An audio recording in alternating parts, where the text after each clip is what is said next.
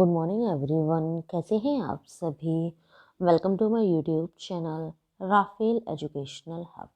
Friends, आज है 10 जनवरी 2024। 10 जनवरी के करंट अफेयर से जितने भी इम्पोर्टेंट क्वेश्चन बन सकते थे वो सभी हम आपके लिए इस वीडियो में लेकर आए हैं। यदि आप हमारे चैनल पर नए हैं तो हमारे YouTube channel Rafael Educational Hub को सब्सक्राइब करें और साथ ही साथ बेल आइकन को भी प्रेस करें, जिससे हमारे नोटिफिकेशन आपको सबसे पहले और समय से प्राप्त हो सके। तो चलिए फ्रेंड्स, स्टार्ट करते हैं आज के क्वेश्चन आंसर्स को। क्वेश्चन नंबर फर्स्ट है, इस साल जुलाई में यूनेस्को की विश्व धरोहर समिति की अध्यक्षता कौन सा देश करेगा। तो इस क्वेश्चन का राइट आंसर है ऑप्शन नंबर डी, भारत करेगा। जानते हैं अदर पॉइंट। भारत यूनेस्को की विश्व धरोहर समिति की अध्यक्षता और मेजबानी करेगा। यह पहला मौका होगा जब भारत इस समिति की अध्यक्षता करेगा। यह यूनेस्को की एक समिति है। विश्व धरोहर समिति ने अपने 19वें सत्र में 40वां सत्र भारत में आयोजित करने का निर्णय लिया था, जो 21 जुलाई से 31 जुलाई 2024 तक आयोजित किया जाना है। नेक्स्ट क्वेश्चन है, किसने Modi energizing a green future पुस्तक का अनावरण किया है। तो इस क्वेश्चन का राइट आंसर है option number B, Bhupender Yadav ने किया है। तो जानते हैं इंपॉर्टेंट पॉइंट्स। केंद्रीय मंत्री भूपेंद्र सिंह यादव ने दिल्ली में Modi energizing a green future पुस्तक का अनावरण किया।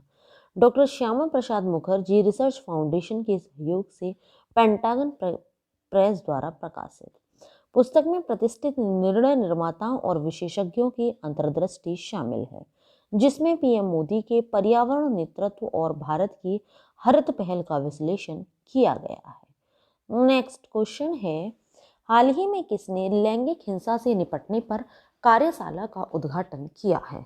तो इस क्वेश्चन का राइट आंसर है option number A, Giriraj Singh ने किया है। तो जानते हैं अदर पॉइंट्स। गिरिराज सिंह ने लैंगिक हिंसा से निपटने पर कार्यशाला का उद्घाटन किया। एक दिवसीय कार्यशाला का उद्देश्य लैंगिक हिंसा को संबोधित करने पर चर्चा करना और जागरूकता बढ़ाना है। पंचायती राज मंत्रालय और यूएनएफपीए द्वारा आयोजित इस कार्यक्रम में 25 राज्यों और केंद्र शासित प्रदेशों के 200 से अधिक प्रतिभागी वर्चुअली भाग लेंगे। कार्यशाला में जमीनी स्तर के प्रयासों में पंचायती राज की भूमिका पर ध्यान केंद्रित करते हुए बाल विवाह, मानव तस्करी और घरेलू हिंसा जैसे प्रमुख क्षेत्रों को शामिल किया गया है। नेक्स्ट क्वेश्चन है, हाल ही में किसने पारादीप फिशिंग हार्बर परियोजना शुरू की है। तो इस क्वेश्चन का राइट आंसर है ऑप्शन नंबर बी, पुरुषोत्तम रूपाला ने की है। तो जानते हैं अदर पॉइंट्स। पुरुषोत्तम रूपाला ने उड़ीसा में पारादीप फिशिंग हार्बर परियोजना शुरू की। उड़ीसा में पारादीप फिशिंग हार्बर के आधुनिकीकरण और उन्नयन के लिए आधारशिला रखी गई। केंद्र सरकार द्वारा 108.91 करोड़ रुपए की लागत से स्वीकृत परियोजना को 18 महीने में पूरा किया जाना है। उन्नयन का उद्देश्य मछुआरों की आजीविका के लिए स्वच्छ स्थितियों, स्वच्छता और बुनियादी ढांचे को बढ़ाना, रोजगार के नए अवसर पैदा करना है। नेक्स्ट क्वेश्चन है, किसने स्वच्छ तीर्थ स्थलों के लिए स्वच्छ मंदिर अभियान शुरू किया है। तो इस क्वेश्चन का राइट आंसर है option number C, PM Modi ने किया है। तो जानते हैं अदर पॉइंट्स। प्रधानमंत्री ने तीर्थ स्थलों पर स्वच्छता बनाए रखने के लिए अभियान शुरू किया। राम मंदिर अभिषेक से पहले लॉन्च किया गया। इसका उद्देश्य अयोध्या को सबसे स्वच्छ शहर बनाना है। सफलता के लिए निर्वाचित प्रतिनिधियों को शामिल करते हुए सामूहिक जिम्मेदारी पर जोर देता है। छोटे तीर्थ स्थलों पर स्वच्छता अभियान मकर संक्रांति 14 जनवरी से शुरू होता है और 22 जनवरी तक चलता है। नेक्स्ट क्वेश्चन है, हाल ही में किसने एमपी विधानमंडल सदस्यों के लिए ओरिएंटेशन कार्यक्रम का उद्घाटन किया। तो इस क्वेश्चन का राइट आंसर है option number D, Om Birla ने किया। तो जानते हैं अदर पॉइंट्स। 2 दिवसीय ओरिएंटेशन कार्यक्रम का उद्देश्य विधायकों को विधायी ढांचे में सहजता से एकीकृत करना और उन्हें विधायी प्रक्रियाओं से परिचित कराना है। कार्यक्रम में प्रभावी विधायक कैसे बने, संसदीय शिष्टाचार और आचरण, बजटीय प्रक्रियाएं, संसदीय विशेषाधिकार और नैतिकता और अन्य विषयों पर चर्चा शामिल है। नेक्स्ट क्वेश्चन है, हाल ही में किसने रेलवे बोर्ड के सचिव का पदभार संभाला है? तो इस क्वेश्चन का राइट आंसर है option number A, Aruna Nair ने संभाला है। तो जानते हैं अदर पॉइंट्स। 1987 की IRPS अधिकारी अरुणा नायर ने रेलवे बोर्ड के सचिव की भूमिका संभाली। भारतीय रेलवे प्रबंधन सेवा में लेवल 16 पर सूचीबद्ध होने वाले पहले IRPS अधिकारी के रूप में ऐतिहासिक। रेलवे और IT मंत्रालयों में विभिन्न पदों पर कार्य करते हुए उनके पास व्यापक अनुभव है। नेक्स्ट क्वेश्चन है, vibrant Gujarat global trade show 2024 का आयोजन ब्यूरो कौन है? तो इस क्वेश्चन का राइट आंसर है ऑप्शन नंबर बी, औद्योगिक प्रदर्शनी ब्यूरो है। तो जानते हैं इंपॉर्टेंट पॉइंट्स। पंचायती राज मंत्रालय पहली बार vibrant Gujarat global trade show 2024 में भाग ले रहा है, जहां वह स्मार्ट पंचायत की अवधारणा को प्रदर्शित करने के लिए एक स्टॉल लगाएगा। स्टॉल के मुख्य फोकस में मंत्रालय के प्रमुख कार्यक्रम, स्वामित्व स्मार्ट पंचायत भवन का प्रदर्शन और पंचायत भवन के भीतर सौर ऊर्जा जैसी पर्यावरण अनुकूल ऊर्जा को बढ़ावा देना शामिल होगा। नेक्स्ट क्वेश्चन है, मोहम्मद शमी सहित कितने खिलाड़ियों को अर्जुन अवार्ड से सम्मानित किया गया? तो इस क्वेश्चन का राइट आंसर है ऑप्शन नंबर सी, 26 खिलाड़ियों को किया गया। तो जानते हैं इंपॉर्टेंट पॉइंट्स। भारतीय क्रिकेटर मोहम्मद शमी भारत की राष्ट्रपति द्रौपदी मुर्मू द्वारा अर्जुन पुरस्कार से सम्मानित किया गया। मेजर ध्यानचंद खेल रत्न पुरस्कार के बाद अर्जुन पुरस्कार देश का दूसरा सबसे बड़ा खेल अवार्ड है। इस बार यह अवार्ड विभिन्न खेलों के 26 खिलाड़ियों को प्रदान किया गया है। इस बार बैडमिंटन के 2 दिग्गज खिलाड़ियों चिराग शेट्टी और सात्विक साईराज रंकी रेड्डी को देश के सबसे बड़े खेल सम्मान मेजर ध्यानचंद खेल रत्न अवार्ड से सम्मानित किया गया। नेक्स्ट क्वेश्चन है, हाल ही में चंदुब्बी महोत्सव किस राज्य में मनाया गया है? तो इस क्वेश्चन का राइट आंसर है ऑप्शन नंबर बी, असम में मनाया गया है। अब क्या होता है इस महोत्सव में, क्यों मनाया जाता है, ये हम जान लेते हैं। हाल ही में असम राज्य में चंदुब्बी झील के किनारे चंदुब्बी महोत्सव का आयोजन किया गया। यह महोत्सव प्रतिवर्ष नए साल के पहले दिन से चंदुब्बी झील के किनारे 5 दिनों के लिए आयोजित किया जाता है।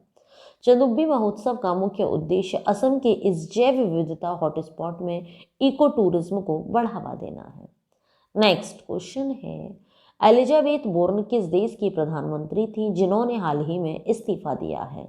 तो इस क्वेश्चन का राइट आंसर है ऑप्शन नंबर ए, वो फ्रांस देश की प्रधानमंत्री थी। तो जानते हैं अदर पॉइंट्स। फ्रांसीसी प्रधानमंत्री एलिजाबेथ बोर्न ने अपने पद से इस्तीफा दे दिया है। फ्रांस के राष्ट्रपति इमैनुअल मैक्रोन ने अभी नए प्रधानमंत्री के नाम की घोषणा नहीं की है।